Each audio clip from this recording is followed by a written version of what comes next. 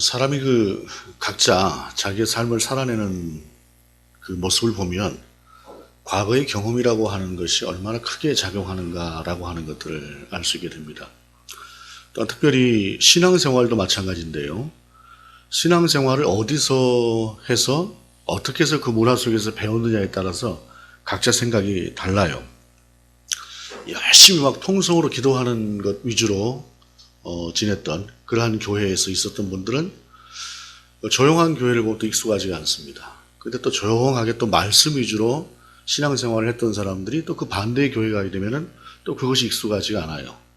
그리고 또 어떤 경우에는 우리 교회는 이랬는데 전에 이렇게 배웠는데 라고 하는 것들이 적지 않게 사람들 가운데 또 충돌을 일으키기도 합니다. 어떤 여정을 거쳐서 어떻게 내가 지금 이 자리에 신앙인으로 서 있느냐라고 하는 것은 참 그런 면에 있어서 다른 사람과의 어떤 관계에도 또 공동체에도 많은 영향을 줍니다. 성경 속에서도 보게 되면 이 다양한 사람들이 예수 그리스도를 구주로 고백하는 그런 과정들을 우리가 보게 됩니다. 특별히 부활과 관계되어진 그런 모습, 십자가와 관계되어진 모습 속에서도 그런 모습들은 많이 드러나지요. 우리 주님께서 십자가에 달리셔서 죽으신 그 순간에 백부장이 저분은 정말로 하나님의 아들이셨다라고 고백하지 않습니까? 그러한 사람도 있고 그 사람은 어떻게 이후에 어떤 신앙생활을 할 수 있었을까? 성경은 그 후에 기록을 하고 있지 않지만 생각을 해보게 돼요. 또한 우리 주님께서 부활하신 후에 가장 먼저 달려가서 만났던 막달라 마리아, 그 마리아는 가장 처음 그 예수님을 만났을 때 그 사람은 그 남은 인생을 또 어떻게 그 영향을 받고 살아냈을까라고 하는 것들, 그리고 지난주에 보았던 엠마오로 향했던 그 두 사람 같은 경우가 길에서 예수님을 만났고 마지막에 주님께서 떡을 떼시면서 축사하실 때에 주님을 보지 않았습니까? 또 그런 사람들은 어떻게 신앙생활을 그 뒤로 하게 될까라고 하는 것들을 생각해 볼 때에 본질은 달라지지가 않아요. 신앙의 내용은 달라지지가 않지만 그럼에도 불구하고 우리가 신앙생활을 하는 그런 모습들은 그러한 과정과 참 무관하지가 않습니다. 본문 속에 나오는 그러한 사람들도 마찬가지이죠.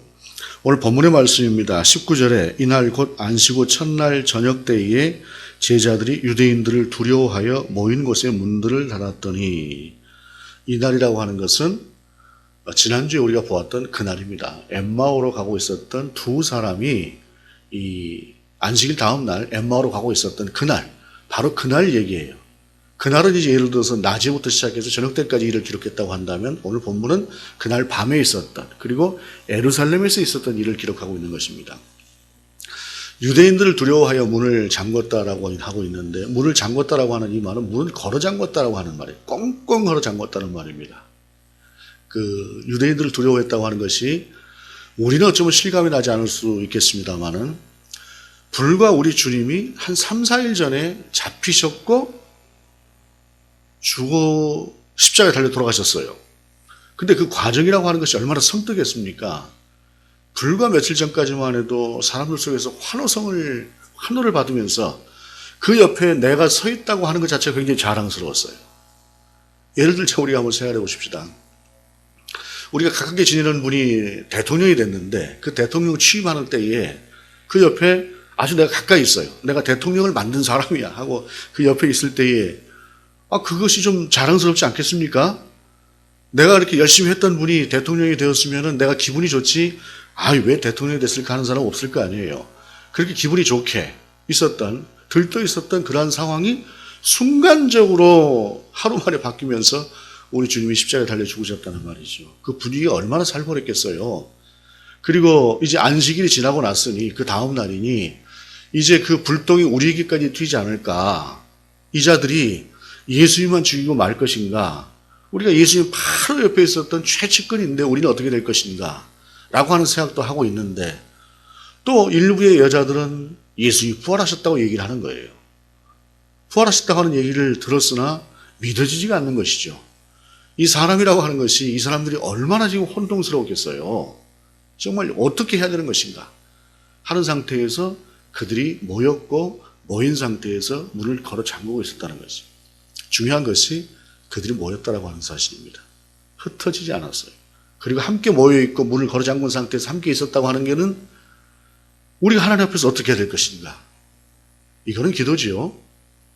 부르짖어 하는 기도가 아닐지라도 우리가 하나님 앞에서 어떻게 해야 될 것인가라고 하는 질문을 가지고 하나님 앞에 앉아있는 그 자체가 기도라고 하는 사실이죠. 하나님을 바라보고 있었던 그러한 그들 가운데 본문을 보게 되면 예수께서 오사 가운데 서서 이르시되 너에게 평강이 있을지어다. 문들을 닫았어요. 문들을 꽁꽁 걸어 잠갔는데 우리 주님께서 쓱 들어오셨어요. 영일 수 있죠. 영이라면 쑥 들어오지 않겠습니까? 문 걸어 잠근 상태에서도. 그런데 그 주님께서 손과 옆구리를 보이셨다는 말이에요. 이게 뭐야? 영이야? 영이야? 이렇게 하고 있는데 그 주님께서 당신이 못 박히셨던 그 손을 이렇게 내미시고 당신이 찌르셨던 옆구리를 내보이신 거예요. 손은 십자가에 달리실 때에 걸어놓는 거예요. 그렇게 걸어놓고 발에도 물론 못을 칩니다. 그래서 말라 죽게 하는 것인데 우리 주님께서 십자가상에서 달려서 돌아가시고 나니까 로마 병정들이 정말 죽은 게 맞는가 하고 옆구리를 창으로 푹 찔른 거예요. 살아있으면 반응이 있을 거 아닙니까? 근데 푹 찔러보니까 죽었거든요. 그러니까 그때 찌르셨던 창자국이 뭐 이쪽일지 이쪽일지 잘 모르겠습니다만 그 창자국도 내보시면서 내가 유령이 아니다 라고 하는 것을 그들 가운데 보이시는 거예요. 왜 주님께서 그러셨을까? 유령처럼 영처럼 들어오신 것도 그들이 놀랐겠지만 부활하신 주님의 모습이 상당히 달랐던 것 같아요.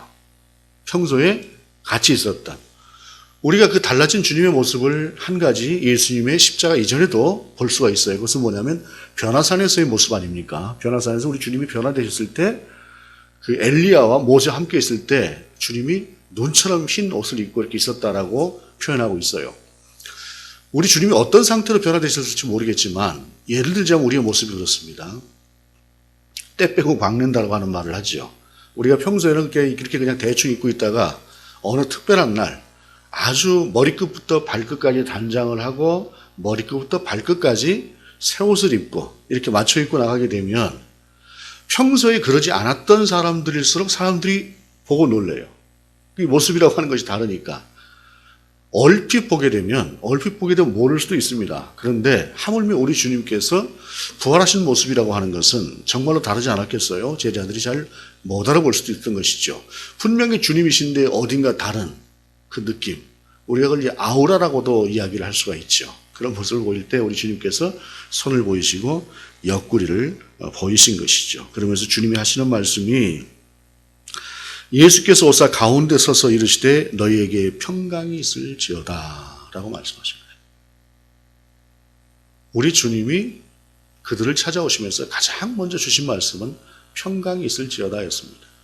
두려운 마음, 곧 죽을 것 같은 마음, 곧 언제 어떻게 될지 모르는 마음, 그런 마음으로 두근두근 하고 있는 그들 가운데 우리 주님은 평강이 있을지어다 라고 말씀하신 것이죠. 왜요? 당신이 지금 함께 하시니까. 그들은 지금 두려운 상태에서 어떻게 해야 될지 갈 바를 알지 모르고 못하고 있었습니다. 그러나 주님은 그들과 함께 하셨고 그들이 필요로 하는 때에 그들에게 나타나신 것이에요. 그리고 손과 옆구리를 보이셨을 때 제자들이 주를 보고 기뻐했다라고 본문은 우리 가운데 말씀하고 있습니다. 그러면은 이 세상을 살아가는 우리가 그 주님이 주시는 기쁨으로 평강으로 살아갈 수 있는 그러한 길은 어떤 것일까? 이들처럼 두려운 상태를 우리가 가끔 만나죠. 인생을 살다 보면 참 어려운 고비라고 하는 것들을 만나기도 하고 이런저런 혼돈의 시기를 만나기도 합니다. 세월이 갈수록 그런 시기들이 있지요. 주님과 함께하는 사람에게도 역시 그런 시기는 오게 되어 있습니다. 그런 시기가 없다고 하면 그 사람이 오히려 좀 이상한 사람일 수 있죠. 그때 그러한 그들 가운데 주님이 오셔서 평강이 있을지어다 라고 하시면서 당신을 보여주신 다음에 그 다음에 하신 것이 22절에 이 말씀을 하시고 그들을 향하사 숨을 내쉬며 이르시되 성령을 받으라 라고 말씀하고 있습니다. 결국 모든 우리의 신앙은 성령과의 밀접한 관계 속에서 우리 신앙이 유지되고 자라갑니다. 그리고 그렇게 우리는 성령의 도우심을 따라서 하나님의 완성된 나라에게까지 이르는 것이죠. 그런데 오늘 본문 속에서는 숨을 내쉬며 그들에게 성령을 주셨다라고 하고 성령은 우리 가운데 전하고 있어요. 특별히 여기서 숨을 내쉬었다라고 하는 것은 어떤 의미를 갖느냐면 우리가 창세기에서 하나님께서 천지를 창조하신 후에 인간을 창조하시고 사람을 만드신 후에 그들에게 생명을 불어넣으셨다라고 성경이 이야기를 하고 있어요. 그러니까 숨을 불어넣으셨다라고 하는 것은 창조주 하나님으로서 당신이 창조하신 백성 그리고 당신의 뜻을 따라서 이 땅을 살아가게 하시고 당신을 감당하게 하실 그 사람들에게 하나님의 능력으로 성령을 부어주셨다. 성령을 주셨다라고 하는 것을 말씀하시는 것이에요. 그렇다고 성령이 어떤 주어진 물건이라고 하는 의미는 아닙니다.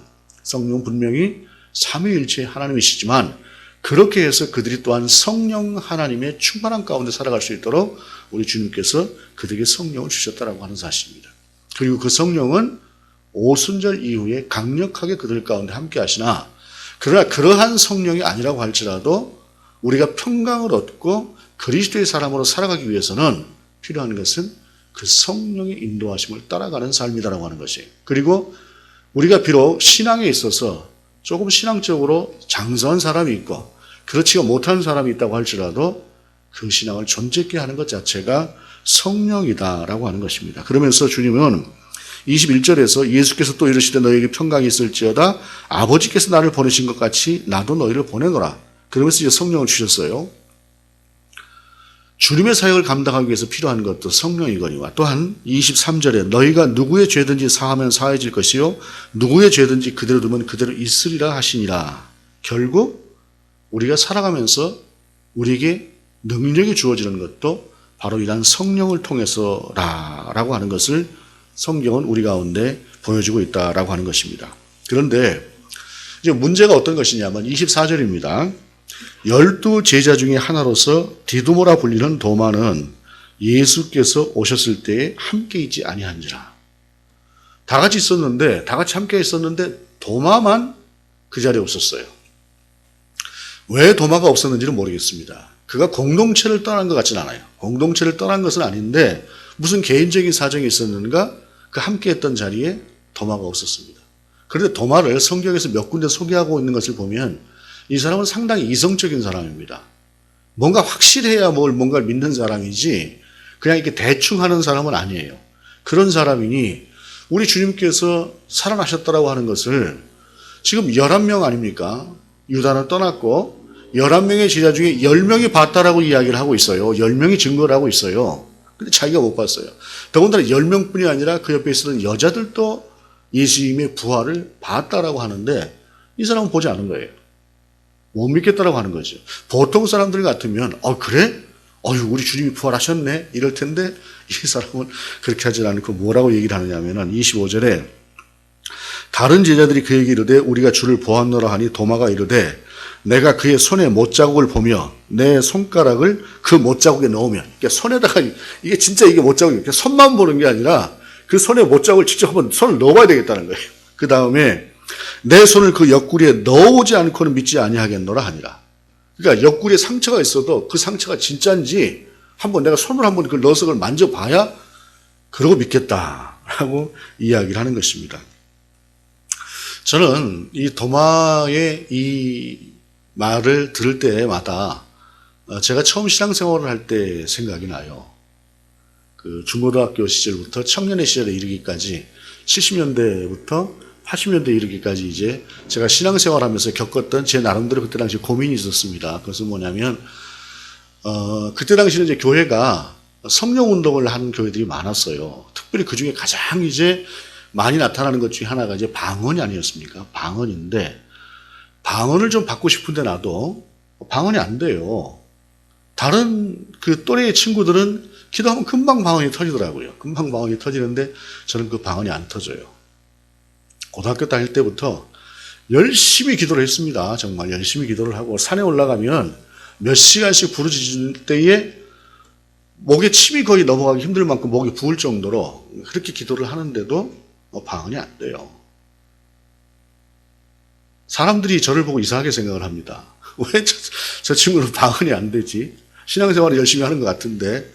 그러니까 이제 어떤 사람들이냐면 쟤는 구원이 없나 봐. 약간 그런 눈으로 보는 거예요. 왜냐하면 성령이 함께 하시면은 당연히 방언이 나와야 되는데 쟤는 방언이 안 나와요.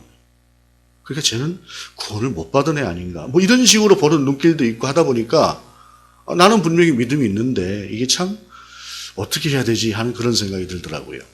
그런데 이제 어느 날, 지금도 기억이 납니다. 그 삼각산에 올라갔어요. 추석 전날이었습니다. 휘영청 달이 밝은 날 가서 몇 분들하고 함께 기도를 했죠. 그날 처음으로 방언을 받았습니다. 방언을 받고 그리고 그 뒤로 바로 저에게 좀 다른 게 있더라고요. 그것은 뭐냐면 제가 사람을 붙들고 기도를 하면 이 사람이 방언을 하게 될지 안 하게 될지를 제가 느껴지게 돼요. 그래서 제가 손 놓고 같이 이렇게 기도를 하다 보면은 그 사람이 방언을 받고자 할 때에 큰 도움이 되더라고요. 제가 금방 그렇게 되었습니다. 근데 제 아내 같은 경우는 저하고는 전혀 달라요. 퇴근하는 길에 교회 들어가서 잠깐 기도하는데 그냥 방언이 터졌다 그래요. 그러니까 누군가는 저처럼 이렇게 힘든 과정도 있고 또 누군가는 그렇게 또 뭐 그게 쉬운 건 아니겠지만 그렇게 할 때 또 그렇게 터지는 방언도 있고 참 사람은 여러 가지인데 이 도마의 입장에서 볼 때에 자기만 빠진 거 아니에요. 소외감도 있고 어떻게 그런 일이 있지? 라고 하면서 내가 직접 보지 않고는 도대체 믿지 못하겠다라고 그렇게 이야기를 하고 있는 것이에요.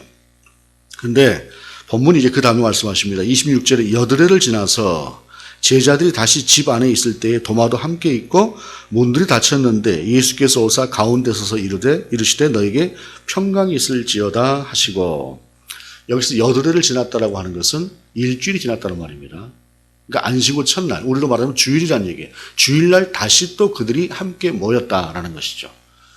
그리고 거기에 도마도 함께 있었다라고 하는 사실입니다.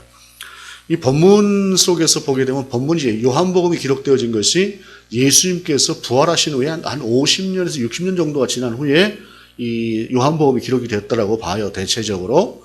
그런데 이때 당시에는 이미 이제 그 안식일 다음날 주일이 예배를 드리는, 기독교 공동체는 이미 예배를 드리는 날로 정착이 되어 있었기 때문에 오늘 본문 속에서 여드레를 지나서라고 하는 표현은 자연스럽게 어떤 주일날이라고 하는 개념이 본문이 쓰여졌던 당시에 있었을 거예요. 그리고 처음에도 우리 주님이 부활하신 날에 대해서 제자들이 좀 특별하게 생각을 하고 모이기 시작하는 것이 이때부터다라고 하는 것을 우리가 알 수가 있는 것이죠. 그렇게 그들 속에 함께 했습니다. 함께 했는데 27절이 재미있죠. 우리 주님께서 나타나셨어요. 나타나셔서 하시는 말씀이 이제 또 역시 너에게 평강이 있을지어다 하신 다음에 도마에게 이르시되 내 손가락을 이리 내밀어 내 손을 보고 내 손을 내밀어 내 옆구리에 넣어봐라. 손을 넣어봐라. 너 보고 싶다고 했지 하니까 넣어보라고 말씀하시는 것이에요. 그러고 나서 그리하여 믿음 없는 자가 되지 말고 믿는 자가 되라 라고 말씀하십니다. 여러분, 그 일주일이라고 하는 기간, 성경에서 오늘 본문은 일주일이라고 이야기를 하고 있습니다만 일주일의 기다림이라고 하는 것이 때로는 7년 같을 수도 있을 것입니다. 도마 입장에서 생각을 해봐요. 도마 입장에서 생각을 해보면 다른 사람들은 예수님께서 부활하신 그날 만났다는데 나는 언제 만나주실까 하고 하루를 기다리고 이틀을 기다리고 3일을 기다리고 4일을 기다리면서 자기도 좀 뭔가 좀 만나봤으면 좋겠다고 생각을 할 거 아니에요. 다 만났다는데 왜 주님은 내게, 도마에게 있어서 이 7일이라고 하는, 여드레라고 하는 기간은 단순하게 일주일이라고 하는 기간이 아니었을 것입니다. 나름대로 힘든 시간이었죠. 그런데 그는 떠나지 않고 그래도 그 속에서 주님을 기다리고 있었던 것이에요. 그리고 그 주님이 마침내 그 가운데 오셔서 당신의 손을 보시고 옆구리를 보시면서 네가 하고 싶은 대로 해봐 라고 하는 거예요. 그때 도마가 뭐라고 고백합니까? 28절에 도마가 대답하여 이르되 나의 주님이시요 나의 하나님이시니이다 라고 말씀하고 있습니다. 고백하고 있습니다. 무슨 말씀입니까? 도마가 이 순간에 무엇을 느꼈을까요? 도마가 느낀 것은 내가 그때 당시에 나만 보지 못한 상태에서 나는 직접 우리 주님의 그 못 박힌 손에 손가락을 넣어보고 그 옆구리에 내 손을 집어넣어 봐야 믿겠다 라고 하는 그 말을 우리 주님께서 그대로 듣고 계셨다라고 하는 사실을 도마가 알게 된 거예요. 시간과 공간의 차이는 있으나 그 모든 것을 넘어서서 내가 그 말을 하는 그 순간에 우리 주님이 듣고 계셨다라고 하는 사실을 도마가 순간적으로 깨닫게 된 것입니다. 여러분, 기도하다 보면 또 살아가다 보면 이러한 경험들이 종종 있습니다.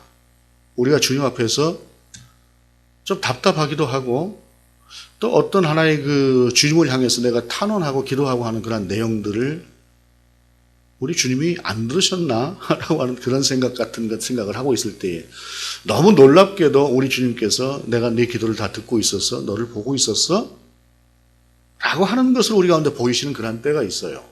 그렇게 확인되어지는 순간이 도마가 바로 그 순간이죠. 그 순간에 도마는 내가 그날 내 입으로 했던 그 모든 말들을 우리 주님께서 바로 옆에서 듣고 계신 것처럼 듣고 있었구나 하는 사실을 그가 깨달았기에 바로 그는 도마가 대답하여 이르되 나의 주님이시여 나의 하나님이십니다. 당신은 하나님이십니다. 라고 고백하는 것이죠. 그때 주님께서 말씀하십니다. 예수께서 이르시되 너는 나를 본고로 믿느냐? 보지 못하고 믿는 자들은 복되도다 하시니라. 앞에서는 분명히 내 손을 보고 내 손을 내밀어 내 옆구리에 넣어보라. 그리하여 믿음 없는 자가 되지 말고 믿는 자가 되라. 라고 말씀하셨어요. 믿는 자가 되라고. 확인해보고 믿는 자가 되라고 말씀하셨는데 뒤에 와서는 너는 나를 본고로 믿느냐? 보지 못하고 믿는 자는 복되도다 하시니라. 왜 이 말씀이 그 뒤에 붙었을까? 실상 이 말씀은 도마에게 하시는 말씀이 아니라 성경이 기록되어져 있던 그때 당시의 사람들을 향해서 주시는 말씀이에요. 즉 무슨 말씀이냐면 성경이 기록된 상태에서 예수님께서 부활하신 후에 50년, 60년 이렇게 지난 상태에서 이제 예수님을 직접 만났다고 하는 사도들도 이제 거의 세상에 남지 않았을 만한 그때에 주님께서 그렇게 보이셨다고 하는데 나는 주님을 만나본 적이 없어 라고 생각하는 사람들이 있었다는 말입니다. 누군가는 그것이 상관없이 신앙생활을 하고 있는 사람도 있는 반면에 또 누군가는 그런 경험들이 있었으면 좋겠다라고 생각하는 그런 사람들이 분명히 있었다는 것이죠. 오늘날도 마찬가지입니다. 교회 안에 참 많은 성도들이 있지만은 그러나 그 성도들 중에는 정말로 누구도 부인할 수 없는 하나님과 나의 관계를 확인한 그런 경험을 가진 사람들이 있는 반면에 또 누군가는 그렇지 않은 상태에서 신앙생활을 시작하고 그렇게 살아가고 있는 사람들이 있어요. 그러다 보면은 나도 저들이 경험했다고 하나님을 경험하고 싶다라고 하는 그런 때가 있다는 것이죠. 특별히 모태신앙을 가진 그러한 사람들의 경우에는 간혹 가다가 이제 그런 경우들이 있는 것 같습니다. 왜냐하면 신앙의 1세대는 대부분이 자기 자신이 신앙적으로 하나님을 경험한 경험들이 다 있어요. 그런데 그 신앙의 2세대들은 어머니, 아버지가 믿는 신앙을 따라서 신앙생활을 하다 보니까 간혹 가다가 우리 어머니, 아버지가 경험했다라고 하는 것이 그냥 남 얘기처럼 느껴지는 경우들이 있을 수 있다는 것이죠. 오늘 본문은 그러한 사람들에게 주시는 말씀이다라고 하는 사실입니다. 보지 못하고 믿는 믿음도 있다는 것입니다. 내가 직접 경험하지 않았으나 보지 않았으나 그럼에도 불구하고 그리스도인으로 살아가는 그러한 믿음도 있다는 것이죠. 그러한 믿음으로 살아가든 또는 확실한 어떤 것들을 보고 살아왔던 사람들이든 때로는 인생은 흔들리는 경험들을 합니다. 그리고 그 과정 속에서 우리는 신앙의 2세대가 되었든 3세대가 되었든 인생이라고 하는 과정을 살아가다 보면 하나님께서는 우리를 만나주시는 때가 있어요. 만나주시고 하나님을 분명하게 확인시켜 주시는 그러한 때가 있다는 것입니다. 그런데 중요한 것은 무엇이 필요하냐? 오늘 본문 속에서 보면 그들이 한 무리로 하나님 앞에서 모여 있을 때에 주님께서 그들 가운데 응답하셨다라고 하는 사실입니다. 특별히 도마의 경우에 그들이 비록 예배의 형태를 가진 것은 아니고 기도의 형태를 가진 것도 아니었으나 그들이 하나님 앞에 서서 하나님의 뜻이 무엇일까라고 하는 것을 생각하고 있었던 전혀 다른 형태의 기도 가운데, 다른 형태의 예배 가운데, 다른 형태의 신앙 공동체 가운데 우리 주님이 응답하셨다라고 하는 사실입니다. 도마는 다른 사람들에 비해서 일주일이 늦었습니다. 일주일이라고 하는 것은 7년이 될 수도 있고 70년이 될 수도 있을 것입니다. 우리 인생에 있어서. 그러나 그 점진적인 신앙 가운데서라도 우리가 하나님 가운데 있을 때에, 무리 가운데 있을 때에, 뭘로 말하자면 신앙 공동체 교회 가운데 있을 때에, 그리고 우리가 여전히 하나님을 바라보고 있을 때에 하나님은 우리 가운데 당신의 살아계심과 당신이 우리의 기도와 우리의 삶을 보고 계시다고 하는 사실을 우리 가운데 분명히 말씀하시는 그러한 때도 있다는 것입니다. 그러나 중요한 것은 보지 못하고 믿는 믿음도 분명히 있다라고 하는 것, 그리고 그것이 대단히 또한 중요한 복된 믿음이다라고 하는 것을 본문은 우리 가운데 전하고 있다라고 하는 사실입니다. 신앙생활을 하다 보면 늘상 우리가 하나님과 너무 가까이 있어서 그냥 주고받는 언어로 이렇게 소통하는 그러한 것 같은 때도 있으나 그렇지가 않는 시기를 지나갑니다. 대다수의 사람들이 광야와도 같은 시기를 분명히 겪습니다. 도마가 우리 주님과 3년 동안 가까이 있었으나 불과 우리 주님께서 십자가에 달리신 후에 불과 그 며칠 동안 그가 겪었던 그 혼돈의 시기와도 같은 시기들을 겪기도 합니다. 많은 이들이 그와 같지요. 그런 때에 주님은 그 순간에도 우리를 바라보고 계시고 우리를 듣고 계시고 우리가 하는 말까지도 기억하고 계신다라고 하는 사실을 성경은 우리 가운데 전하시면서 우리로 하여금 설사 보지 못한 믿음이라고 할지라도 그 자체는 복이 있다. 오히려 보고 믿는 것보다 더 큰 복이다라고 하는 것을 우리 가운데 전하고 있는 이 말씀을 통해서, 그리고 우리 주님께서 그 믿음 자체가 있게 하신 그 성령을 우리 가운데 주셨다라고 하는 사실을 우리가 다시 한번 확인하면서 예수 그리스도를 바라볼 수 있는 저와 여러분이 될 수 있기를 원합니다. 그 부활의 은총이 저와 여러분의 것인 줄을 믿습니다. 기도하시겠습니다. 주님, 이 시간도 우리가 주님 전에 나와서 부활하신 주님을 찬양하고 부활하신 주님의 말씀을 듣고 그리고 그 부활하신 주님을 말씀을 통해서 또한 만나게 됩니다. 주님, 도마에게 주신 그 성령을 우리 가운데 더욱더 크게 넉넉하게 부어주시고 그 성령의 사람으로 하루하루가 주님 앞에서 세워져가는 우리가 될 수 있도록 인도하여 주옵소서. 주 예수 그리스도 이름으로 기도드립니다. 아멘.